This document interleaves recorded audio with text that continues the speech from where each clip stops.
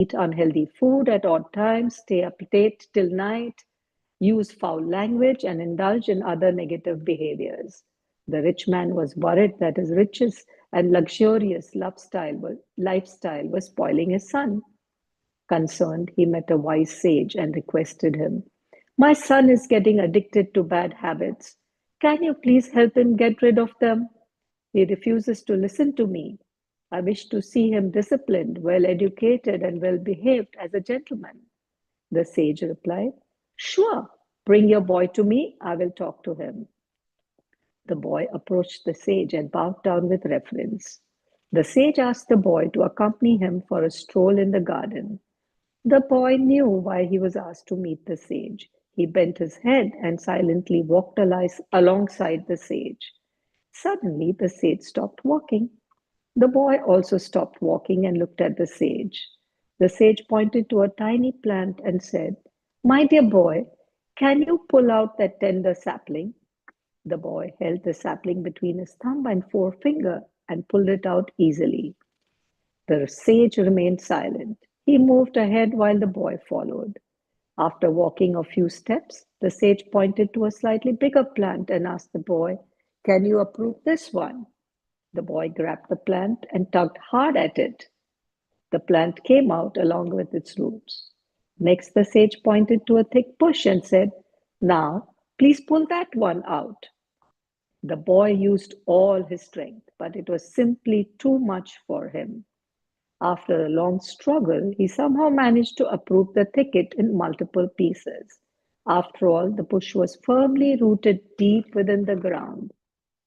"Now try to pull this one out," said the sage, gesturing toward a huge tree.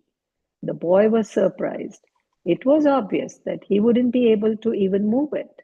Still, he politely went to the tree, caught its trunk, and tried his best to pull it out. The tree was, however, immovable and refused to budge even an inch. "It's impossible," said the boy, giving up after a while. "So it is with bad habits," said the sage. "When the habits are relatively new, it is easy to eradicate them. But when one becomes addicted to bad habits for a long time, it becomes impossible to get rid of them. One becomes a victim of such habits, and his life is completely consumed and ruined by them." The boy understood what the sage wanted to say.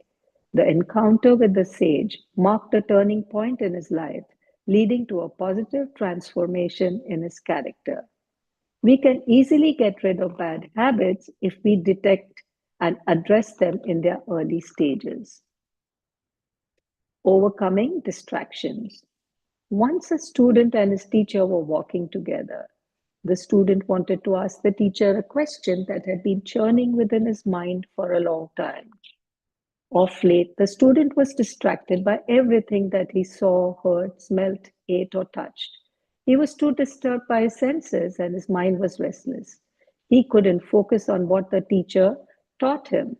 He asked his teacher, "What can we do to calm the mind? Most people's minds are restless and only a few have a calm mind." The teacher smiled and narrated a short story to his restless student. Once, a mighty elephant was eating bananas.